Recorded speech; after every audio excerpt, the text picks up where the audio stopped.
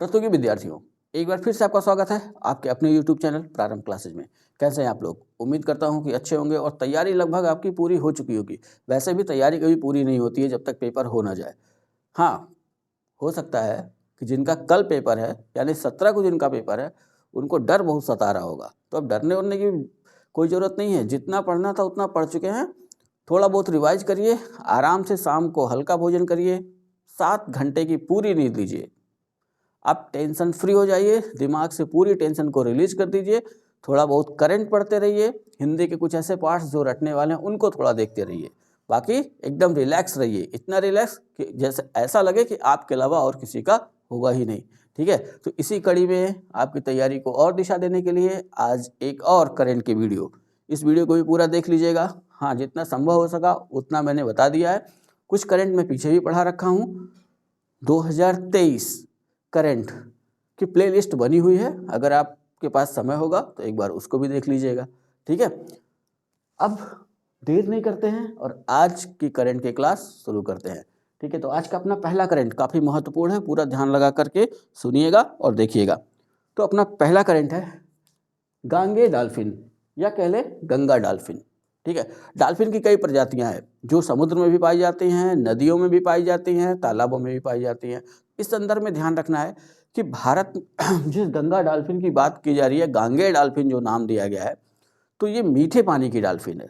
ठीक है, तो मीठे पानी की डॉल्फिन के संदर्भ में यहाँ ध्यान रखना है कि गंगा में, सिंधु में, ब्रह्मपुत्र में, इन नदियों में ये डॉल्फिन पाई जाती है। लेकिन यहाँ किस डॉल्फिन की बात हो रही है? गंगा नदी वाले। तो क्यों चर्चा में रही है गंगा डॉल्फिन? तो पूरी एक समरी है गंगा डॉल्फिन के संदर्भ में। ऐसा इसलिए कि इसको संकटग्रस्त प्रजाति में रखा गया है यूएन की रेड सूची में, यूएन डाटा की रेड सूची में, इसलिए ध्यान में रखिएगा। और पूरा सरसरी निगाह से 8-9 पॉइंट मैंने बना रखा है, उसको देख लीजिए। ठीक है, तो इस समय गांगे डॉल्फिन क्यों चर्चा में रही? तो उसका रीजन है कि 6 अक्टूबर 2023 को उत्तर प्रदेश के मुख्यमंत्री योगी आदित्यनाथ ने पीलीभीत के मुजफ्फराबाद में गांगे डॉल्फिन को प्रदेश का जलीय जीव घोषित किया। ये ध्यान रख लीजिएगा कि उत्तर प्रदेश का जलीय जीव ऐसे करके क्वेश्चन पूछ सकता है, तो अपना आंसर क्या होगा? गंगा डॉल्फिन या गांगे डॉल्फिन।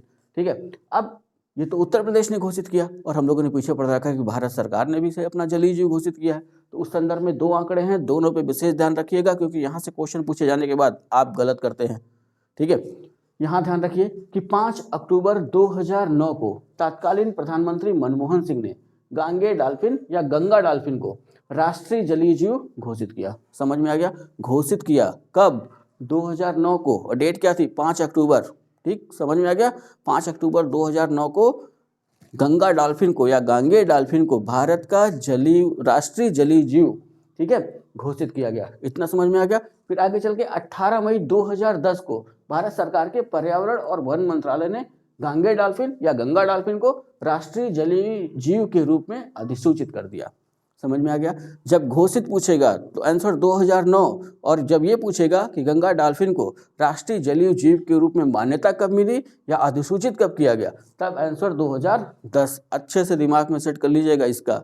ठीक है, घोषित 2009, घोषित के बाद कुछ भी पूछे आंसर 2010। समझ में आ गया? ठीक, अब ऊपर हमने क्या देखा था? 5 अक्टूबर 2009 को गंगा डॉल्फिन को भारत का राष्ट्रीय जलीय जीव घोषित किया गया।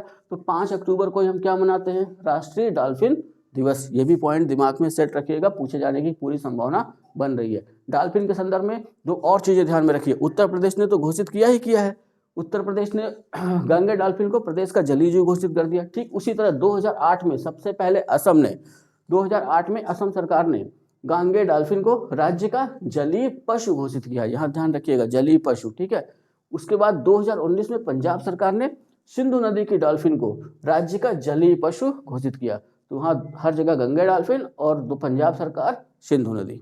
समझ में आ गया? तो इतना ध्यान रखिएगा। डॉल्फिन के बारे में 2 शब्द यहाँ देख लेते हैं जल्दी जल्दी। वैज्ञानिक नाम है प्लैटनिस्टा गैंगेटिक।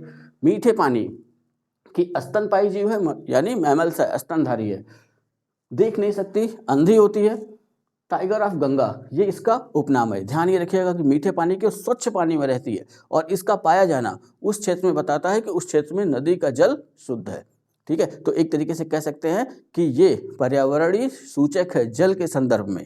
ठीक, कि अगर जल दूषित होगा वहाँ नदी का तो वहाँ से ये हट जाएगी, हमेशा साफ और मीठे पानी में ही रहेगी। अब देख तो नहीं सकती है, लेकिन अल्ट्रासोनिक तरंगों के माध्यम से ये अपना शिकार करती है। इसी संदर्भ में एक करंट और विशेष ध्यान रखिएगा, यहाँ पे क्वेश्चन पूछेगा कि गंगा डॉल्फिन अभयारण्य कहाँ बनाया गया है, तो उसका आंसर है विक्रमशिला गंगा डॉल्फिन अभयारण्य, भागलपुर, बिहार।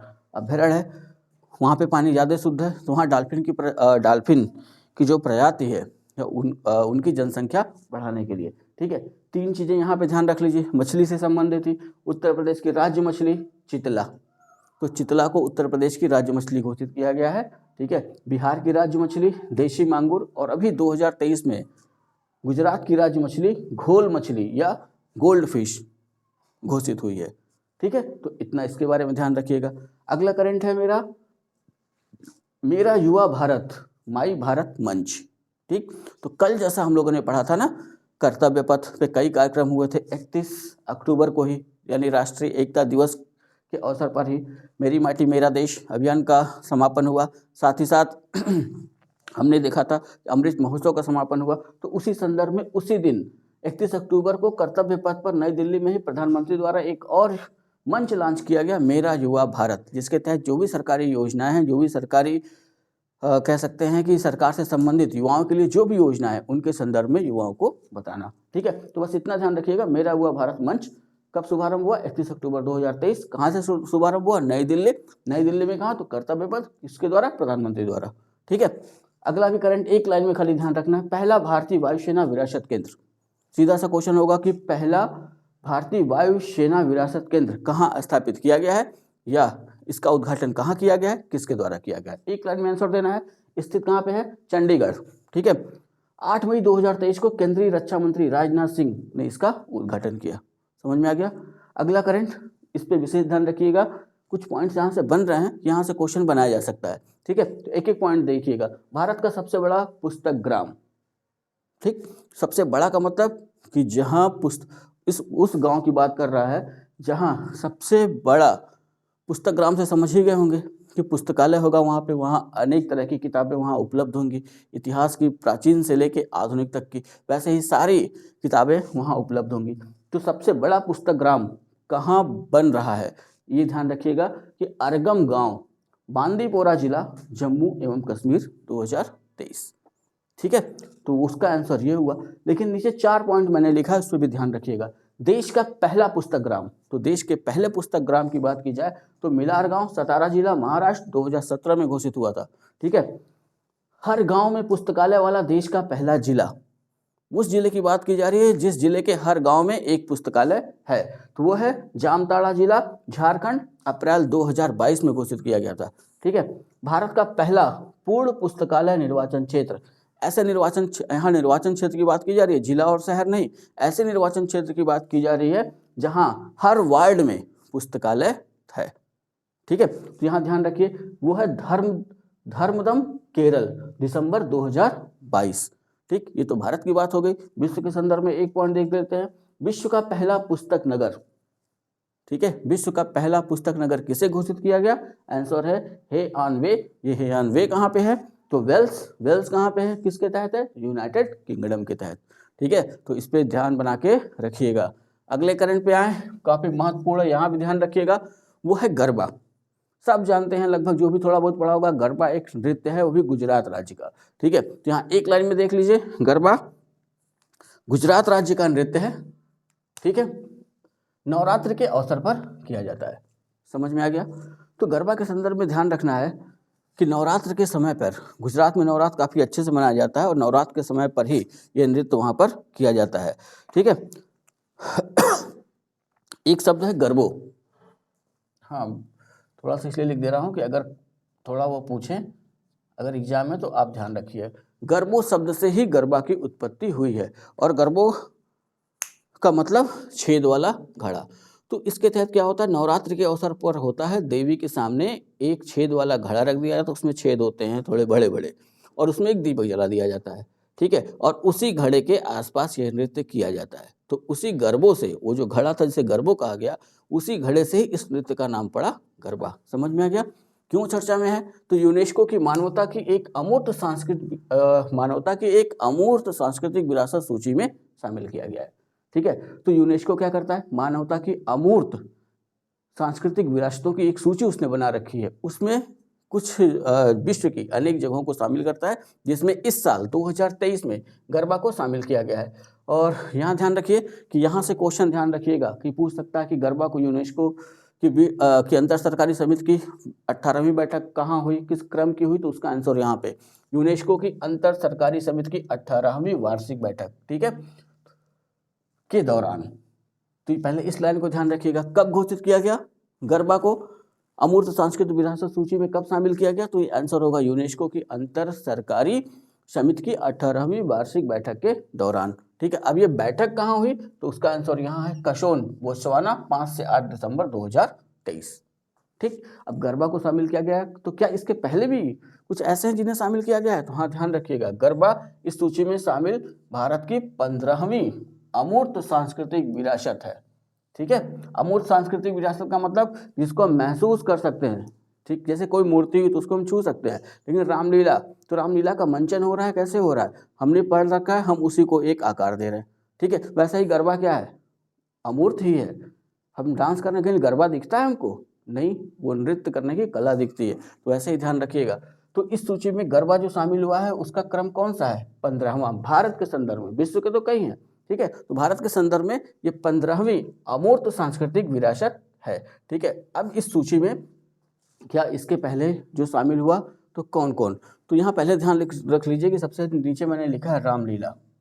ठीक है, तो जब सबसे पहला अगर स्थल पूछे तो 3 स्थल ऐसे हैं जिनको 2008 में शामिल किया गया, वह मतलब 3 अमूर्त सांस्कृतिक विरासतें ऐसी हैं जिनको 2008 में शामिल किया गया, उन पे ध्यान बनाकर रखिएगा। एक तो रामलीला, लगभग सब जानते हैं। दूसरा वैदिक मंत्रोच्चार की परंपरा, ये उत्तराखंड राज्य से संबंधित। ठीक है, वैदिक मंत्रोच्चार, वेदों में जो मंत्र दिए हैं उनका उच्चारण, वही वैदिक मंत्रोच्चार की परंपरा। तीसरा जो है वो कुटियत्तम, संस्कृत नाट्य कला, केरल के संदर्भ में हमको चलना होगा।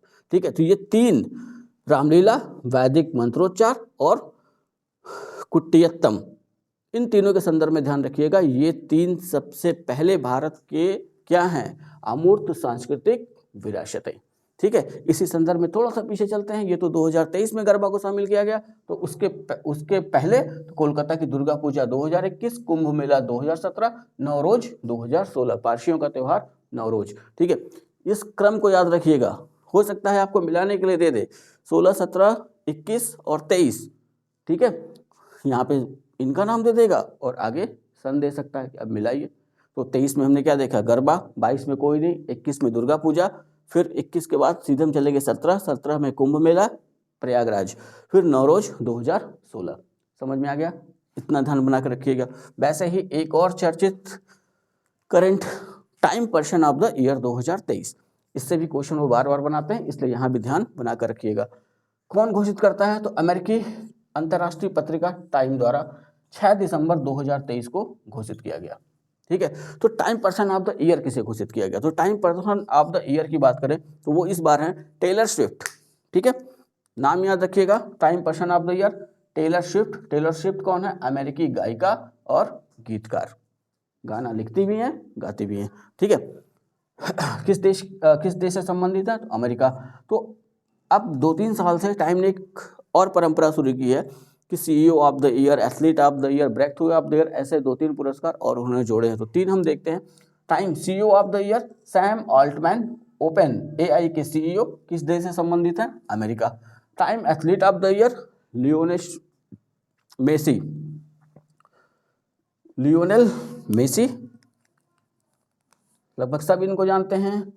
लियोनेल मेसी को क्या हैं, फुटबॉलर हैं, किस देश के हैं, तो इनका संबंध है अर्जेंटीना से। इनको टाइम पत्रिका ने Time athlete of the year घोषित किया है। वैसे Time breakthrough of the year, यानी कोई ऐसी पर्सनालिटी जो अचानक से उभर कर सामने आई, तो वो है एलेक्स निवेल। एलेक्स निवेल कौन है, अमेरिकी अभिनेत्री और सिंगर। इनको देखना होगा तो इनका नाम डालिएगा यूट्यूब पर या गूगल पे सर्च करिएगा, सामने आ जाएंगे एलेक्स निवेल। ठीक, तो इतनी चीज़ें ध्यान में रखिएगा। अगला करंट अपना यूनेस्को के रचनात्मक शहरों की सूची 2023 में शामिल भारतीय शहर। ठीक है, तो यूनेस्को कुछ ऐसे शहरों की सूची जारी करता है जिनको हम कह सकते हैं कि किसी न किसी वजह से या उनके किसी न किसी उत्पाद की वजह से या संगीत की वजह से या किसी कला की वजह से वो चर्चित में हो, तो उनको इसमें शामिल किया जाता है। तो यूनेस्को के रचनात्मक शहरों की सूची 2023 में शामिल भारतीय शहर, ठीक, ऐसा इसलिए ध्यान में रखिएगा क्योंकि इस बार जो सूची बनी ना, तो इसमें 55 शहर पूरे विश्व के शामिल किए गए, ठीक। इन 55 शहरों में भारत के 2 शहर, एक कोझिकोड और एक ग्वालियर। तो ध्यान ये रखना होगा कि जैसे क्वेश्चन पूछ सकता है कि यूनेस्को के रचनात्मक शहरों की सूची 2023 में इनमें से किस भारतीय शहर को शामिल किया गया, तो या तो कोझिकोड ऑप्शन में होगा या तो ग्वालियर, या हो सकता है दोनों दे, नीचे मिलानों को दे, केवल ए केवल बी, ए बी दोनों, इनमें से कोई नहीं, ठीक है, जैसा कि क्वेश्चन इधर बन रहा है। तो अब यहाँ क्या ध्यान रखना है कि 55 शहरों की सूची जारी की यूनेस्को ने, उसमें 2 भारत के हैं, एक है कोझिकोड। कोझिकोड कहाँ पे है, केरल, और इसको उस सूची कई खंडों में बनाई जाती है, उस खंड में इसको कहाँ रखा गया, तो केरल कोझिकोड को किस रूप, जो रचनात्मक शहर है उसमें किस में रखा गया, तो साहित्य के शहर के रूप में, ठीक। अब इस पॉइंट पे ध्यान में रखिएगा, साहित्य के शहर के रूप में कोझिकोड केरल को यूनेस्को की रचनात्मक शहरों की सूची 2023 के तहत शामिल किया गया। वैसे ही ग्वालियर मध्य प्रदेश, इसको किस क्षेत्र में, संगीत के शहर के रूप में मान्यता प्राप्त, ठीक है। तो यूनेस्को ने इसको जो शामिल किया संगीत के शहर के रूप में। आप ध्यान रखिएगा कि इस सूची में भारत के अब तक कितने ऐसे शहर शामिल हैं, तो भारत के 8 शहर शामिल हैं, ठीक है। तो ग्वालियर मध्य प्रदेश की बात अगर की जाए, तो ग्वालियर मध्य प्रदेश का संबंध आपको पता ही होगा, 2 लोगों से लगा सकते हैं, एक तानसेन और एक बैजू बावरा, ठीक है। दोनों दिग्गज संगीतकार थे, संगीत सम्राट तानसेन इसीलिए उनको कहा जाता है। तो वहीं से इनका संबंध जोड़ करके रखिएगा। क्या इसके पहले भारत के 8 शहर शामिल हैं, उनमें से किसी का नाम आप गिना सकते हैं, तो सबसे पहले 2015, ठीक है, 2015 में अगर हम देखें तो जयपुर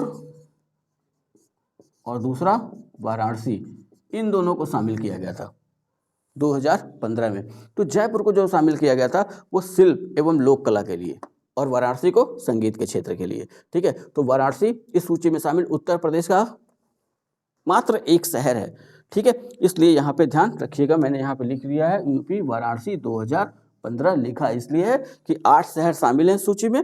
अगर पूछे कि उत्तर प्रदेश का कौन सा, तो वाराणसी। विशेष ध्यान रखना है ऐसे पॉइंट्स पे, क्योंकि जो भी कंपनी आजकल पेपर बना रही है ना, तो वो पेपर बनाते समय ऐसे ही पॉइंट उठा ले रही है कि जैसे पूछ सकता है कि यूनेस्को के रचनात्मक शहरों की सूची में शामिल उत्तर प्रदेश का मात्र एक शहर, समझ गए, तो अपना आंसर क्या हो जाएगा, वाराणसी, ठीक। जयपुर वाराणसी के अलावा मुंबई, चेन्नई, हैदराबाद, श्रीनगर, ठीक है, ये शामिल है इसमें। अगला करंट आप देखिए, संयुक्त राष्ट्र विश्व पर्यटन संगठन United Nation World Tourist Organisation की सूची 2023 में शामिल भारत का सर्वश्रेष्ठ पर्यटन गांव, ठीक है। तो संयुक्त राष्ट्र संघ विश्व पर्यटन संगठन संयुक्त राष्ट्र संघ की एक इकाई है जो पर्यटन को बढ़ावा देने के लिए पूरे विश्व के हर साल कुछ गांवों को सर्वश्रेष्ठ पर्यटन गांव के रूप में घोषित करती है। तो उसी को यहाँ समझना है कि इस बार इस सूची लगभग 54, ठीक है, विश्व के 54 गांवों को शामिल किया गया इसमें, और उन 54 गांवों में भारत का भी एक है, ठीक। तो इसलिए इस पे ध्यान बनाकर रखना है। जैसे पूछ सकता है संयुक्त राष्ट्र विश्व पर्यटन संगठन यानी UNWTO की सूची 2023 में शामिल भारत का गांव या भारत का सर्वश्रेष्ठ पर्यटन गांव, ठीक। तो वहाँ से हमको आंसर देना होगा धोरडो। धोरडो कहाँ पे है, कच्छ जिला, गुजरात, ठीक है। आखिर इसको इस सूची में शामिल किया गया, कुछ न कुछ विशेषता तो इसकी होगी। तो कच्छ के महारण में स्थित वार्षिक रण उत्सव के लिए प्रसिद्ध। तो अब यहाँ से क्वेश्चन बन सकता है कि राजस्थान का वार्षिक रण उत्सव कहाँ मनाया जाता है, ठीक है। जिला पूछा तो कच्छ जिला, मैंने राजस्थान बोल दिया, गुजरात समझिएगा, ठीक है। कि कच्छ के महान रण में स्थित वार्षिक रण उत्सव कहाँ मनाया जाता है। अब राज्य वाइज भी पूछ सकता है, राजस्थान, गुजरात, हम फंसेंगे भी वहीं, ठीक है। लेकिन जो थोड़ा बहुत भी पढ़ा होगा उसको याद होगा कच्छ का रण कहाँ, गुजरात, ठीक है। तो अब जिला पूछ सकता है, जो अधिक पूछने की संभावना हो रही है गुजरात के किस जिले में, तो जिला हो जाएगा कच्छ जिला, ठीक है। अब कच्छ जिले में कहाँ, तो वो अपना ये आंसर है धोरडो। इस पे विशेष ध्यान रखना है, यहाँ से क्वेश्चन बनने की संभावना बन रही है। धोरडो थोड़ा अभी तो अक्टूबर में ये चर्चा में आया, लेकिन उसके पहले फरवरी महीने में भी, यानी फरवरी 2023 में भी ये चर्चा में आया था। जैसा कि कल मैंने बताया था कि G20 की जो राष्ट्राध्यक्षों की बैठक होनी थी 9 से 10 सितंबर 2023 के मध्य, उसके पहले भारत में लगभग 200 बैठकें आयोजित की गई, 200 से अधिक। तो उन्हीं बैठकों के दौरान भारत के G20 अध्यक्षता के तहत प्रथम पर्यटन कार्य समूह, तो यहाँ ध्यान रख लीजिएगा, G20 अध्यक्षता के तहत प्रथम पर्यटन कार्य समूह की बैठक, ठीक है। तो 3-4 बैठकें हुई थी, तो जो पहली हुई ना वो फरवरी 2023 में धोरडो में ही आयोजित की गई थी, इसलिए इस पॉइंट को ध्यान में रखना है, ठीक है। अब ये घोषित कहाँ हुआ, यानी UNWTO का कौन सा सत्र था, वो बैठक कहाँ हुई, जिसमें ये 54 गांव घोषित किए गए सर्वश्रेष्ठ पर्यटन गांव के रूप में, जिसमें एक भारत का भी शामिल है। तो उसका आंसर है UNWTO की महासभा के 25वें सत्र के दौरान 2023, ठीक। कहाँ पे बैठक हुई, समरकंद, उज्बेकिस्तान, 16 से 20 अक्टूबर 2023, ठीक है। तो इतना करंट देखिए, इसको जल्दी से उतारिए। थोड़ा सा 1-2 पॉइंट और देख लेते हैं, क्योंकि अब ज़्यादा समय नहीं है आपके पास, दोहराने का समय नहीं होगा अगर मैं ज़्यादा पढ़ा दूँ तो, ठीक है। तो इतना उतारिए। हाँ तो विद्यार्थियों आगे बढ़ाते हैं, कुछ करंट और देख लेते हैं जल्दी जल्दी, चलते चलते 17 वालों के लिए। 18 वाले तैयार रहना, शाम को जैसा पेपर आएगा उसी के अकॉर्डिंग रात 9 बजे तक एक वीडियो दे दूंगा, जिसमें कुछ मिक्सअप होगा, हो सकता है 18 वालों का कुछ और काम बन जाए, ठीक है। तो जल्दी जल्दी कुछ ये 4 करंट और हैं, इनको देख लेते हैं और इसी के बाद सेवा समाप्त करते हैं। वो इसलिए कि आप लोग भी जाइए और दोहराइए चीज़ों को, सिर्फ होना जरूरी नहीं है, उतना दिमाग में रहना जरूरी है, ठीक है। तो अगला जलवायु परिवर्तन प्रदर्शन सूचकांक 2024, ठीक है, लेटेस्ट है, इस लिस्ट पे ध्यान बना के रखिएगा कि यहाँ से पूछे जाने की संभावना बनी रहेगी। जारी कब किया गया, तो 8 दिसंबर 2023 को। ये बनाता कौन है या जारी कौन करता है, तो German watch climate action network international और एक संस्था और है न्यू क्लाइमेट इंस्टीट्यूट, ये दोनों मिल करके इसको जारी करते हैं। इस बार क्रम कौन सा रहा 2024 में, क्रम रहा 19वां, ठीक है। यहाँ ध्यान रखिएगा कि प्रथम, द्वितीय, तृतीय स्थान पर कोई भी देश शामिल नहीं है। ऐसा इसलिए हो रहा है ना, क्योंकि उन देशों को यहाँ शामिल किया जाएगा जिन्होंने पर्यावरण के संदर्भ में ऐसा काम किया हो जिससे कि पृथ्वी का जो औसत तापमान है वो 1.5 के आसपास बना रहे। तो ऐसा किसी भी देश ने ऐसी कोशिश नहीं की है, इसलिए पहले, दूसरे, तीसरे पर कोई नहीं है। और चौथे स्थान पे आप कह सकते हैं कि शीर्ष स्थान, प्रथम नहीं कहेंगे, ठीक है। क्वेश्चन भी ऐसे पूछा जाएगा, जलवायु परिवर्तन प्रदर्शन सूचकांक 2024 में शीर्ष स्थान पर रहने वाला देश, ठीक है। तो शीर्ष स्थान और स्थान की बात करें तो इनका स्थान है चौथा और वो है डेनमार्क, ठीक है। इसी संदर्भ में भारत को भी देख लेना है कि भारत का स्थान कौन सा है, भारत का स्थान 7वां। जहां भारत की स्थिति काफ़ी अच्छी हो वहां विशेष ध्यान रखिएगा, वहां से क्वेश्चन बनाते हैं वो। तो भारत का स्थान 7वां है। कितने देश शामिल किए गए, 67, ठीक है। अंतिम स्थान पर कौन रहा, सऊदी अरब। और इसी से जुड़ा हुआ 2 मुद्दा जो हमेशा चर्चा का विषय रहा है कि विश्व के उन 2 देशों का नाम जो सबसे अधिक कार्बन डाइऑक्साइड उत्सर्जन करते हैं। उस संदर्भ में अगर देखा जाए तो पहला नाम है चीन का, और चीन का इस सूची में, यानी जलवायु परिवर्तन प्रदर्शन सूचकांक 2024 की सूची में 67 देशों में चीन का स्थान रहा 51वां, और दूसरे स्थान पर रहा अमेरिका। इसी सूची में अमेरिका का स्थान रहा 57वां, ठीक है। ये तो वो देश हैं जो अपने यहाँ कार्बन डाइऑक्साइड के उत्सर्जन को कम ही नहीं करना चाहते। इनका ये कहना है, जैसे चीन कहता है कि हम विकासशील देश हैं, अगर हम कम कर देंगे तो हमारी स्थिति, हम विकसित हो नहीं पाएंगे।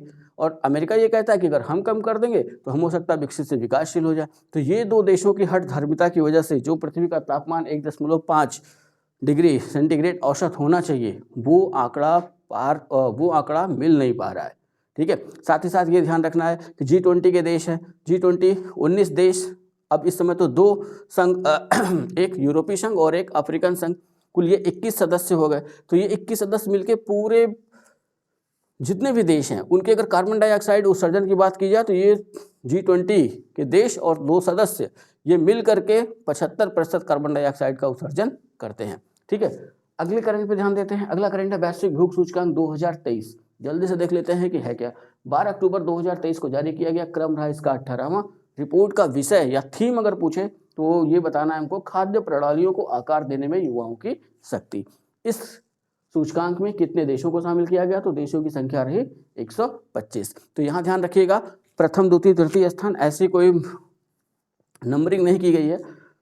ग्लोबल हंगर इंडेक्स, ठीक है, ग्लोबल हंगर इंडेक्स स्कोर यानी GHI के आधार पर ये रैंक बनाई गई है। जितने देशों का GHI यानी ग्लोबल हंगर इंडेक्स स्कोर 5 से कम रहा उनको एक साथ रख दिया गया, तो ऐसे देशों की संख्या है 20। ठीक है, तो 1 से 20 तक के रैंक के जो देश हैं उनका GHI स्कोर यानी ग्लोबल हंगर इंडेक्स स्कोर 5 से कम रहा, हम उनको सम्मिलित रूप से प्रथम स्थान पे कह सकते हैं। उसमें सबसे महत्वपूर्ण नाम अपने लिए चीन, Chile, Croatia, Kuwait, UAE, Latvia, ऐसे करके 20 देश। ठीक है, अब 20 के बाद वो देश जिसका GHI स्कोर ठीक ठीक 5 रहा तो वो है 21वें स्थान पर उज्बेकिस्तान। ठीक, ये ध्यान में रखिएगा। अब भारत का स्थान इस सूचकांक में कौन सा रहा? तो भारत का स्थान रहा 111। ठीक है, दूसरे ये ध्यान रखिएगा कि भारत का GHI स्कोर कितना रहा? तो 28.7। और भारत को भुखमरी की किस स्थिति में रखा गया है इस रिपोर्ट में, वैश्विक भूख सूचकांक में? तो भारत को रखा गया है भुखमरी की गंभीर स्थिति में। ठीक है, अंतिम स्थान पे अगर हम देखें तो मध्य अफ्रीकी गणराज्य यानी 125वें नंबर पर। ध्यान ये रखना है कि भारत सरकार ने इस रिपोर्ट को नकार दिया। उनका कहना है कि भारत में इतनी खराब स्थिति नहीं है भुखमरी की जितनी इस रिपोर्ट में दर्शाया गया है कि हम भुखमरी की गंभीर स्थिति में हैं। ठीक है, लेकिन अंतर्राष्ट्रीय रिपोर्ट है तो सत्ता पक्ष कुछ और कहेगा, विपक्ष कुछ और कहेगा, तो वो बात नहीं है। अगले करंट पे आइए, वैश्विक पेंशन सूचकांक 2023। ये उन देशों के संदर्भ में एक सूचकांक है जो ये देखा जाता है कि इन्होंने अपने यहाँ वृद्ध नागरिकों के लिए पेंशन की कितनी अच्छी व्यवस्था कर रखी है। ठीक है, 17 अक्टूबर को जारी हुई, क्रम रहा इसका 15वां, शामिल देश इसमें रहे 47, प्रथम स्थान पर रहा नीदरलैंड्स और भारत का स्थान रहा 45वां। ठीक है, यानी कि यहाँ पेंशन की स्थिति काफ़ी दयनीय है। दयनीय का मतलब यहाँ सिर्फ उस पेंशन की बात नहीं की जाती जो सरकारी कर्मचारियों को दी जाती है, यहाँ उस पेंशन की बात हो रही है कि जो निःशक्त है यानी काम करने में सक्षम नहीं है और जो वृद्ध हो चुके हैं, उनके आगे पीछे का और कोई सहारा नहीं रहा, तो उनके लिए सरकार क्या व्यवस्था करती है। तो उस क्रम में अगर हम देखें तो सबसे अच्छा देश है नीदरलैंड, जहाँ उन्होंने अपने ऐसे नागरिकों के लिए अच्छी व्यवस्था कर रखी है, और भारत का स्थान 47 देशों में 45वां। ठीक है, चलते चलते 17 वालों के लिए आखिरी करंट ऑनलाइन माध्यम से। और दूसरे ध्यान रखिएगा, जो विद्यार्थी हमसे जुड़े हुए हों, जो टेलीग्राम चैनल पे हैं, जो व्हाट्सएप चैनल पे हैं, रात के 9-10 बजे तक कुछ और करंट में हाथ से लेके दे दूंगा। एक बार एग्जामिनेशन हॉल में जाने से पहले एक बार उसको दोहरा लीजिएगा, हो सकता है 1-2 क्वेश्चन वहाँ से मिल जाए। ठीक है, मैं भी मेहनत करूँगा, आप भी मेहनत करिए थोड़ा सा। हाँ, बस इतना ध्यान रखिएगा, जैसा मैं बार बार कह रहा हूँ कि प्रेशर लेके पढ़ने का समय चला गया है, प्रेशर लेके नहीं पढ़ना है। जितना पढ़ना था आप पढ़ चुके हैं, अब समय है शांत मन से दिमाग को शांत रखना, अच्छे से खाना और जल्दी सो जाना। कम से कम 7-8 घंटे की नींद एग्जामिनेशन वाले दिन यानी कि 17 तारीख से पहले पूरी होनी चाहिए। तो अब प्रेशर लेने का समय नहीं कि आराम से सो जाइएगा, सुबह उठिएगा, अगर टाइम मिलेगा तो वो जो करंट में दे रहा हूँ उसको जाते जाते दोहरा लीजिएगा। ठीक है, तो नोबेल के संदर्भ में 3 पुरस्कारों की चर्चा मैं कर दे रहा हूँ, बाकी चिकित्सा, उसके अलावा रसायन और भौतिक, ये वहाँ कई लोगों का नाम है, वहाँ पूछे जाने की संभावना कम बनती है। ये 3 नाम ध्यान में रखिएगा। अर्थशास्त्र का नोबेल पुरस्कार 2023 किसे दिया गया? तो वह है क्लाडिला गोल्डिन। किस देश से संबंधित है? तो अमेरिका। तो इनके संदर्भ में 2 पॉइंट यहीं पे ध्यान रख लीजिएगा कि अर्थशास्त्र का नोबेल पाने वाली तीसरी महिला हैं। ठीक है, दूसरे ये ध्यान रखना है कि जो अन्य 2 महिलाएं जिनको अर्थशास्त्र का नोबेल मिला उनको संयुक्त रूप से मिला, यानी पुरुष साथियों के साथ मिला, लेकिन यहाँ पे क्लाडिला गोल्डिन पहली महिला हैं जिन्हें यह पुरस्कार अकेले मिला है, यानी व्यक्तिगत रूप से अकेले मिला। इस पॉइंट पे ध्यान रखिएगा। शांति के पुरस्कार के संदर्भ में ध्यान रखिए कि नरगिस मोहम्मदी ईरान की हैं, इन्हें इस बार शांति के नोबेल पुरस्कार 2023 से सम्मानित किया गया। क्यों सम्मानित किया गया? कि महिलाओं के उत्पीड़न के विरुद्ध लड़ाई लड़ने के लिए। जब इन पुरस्कारों की घोषणा हुई तो उस समय नरगिस मोहम्मदी जेल में ही थी।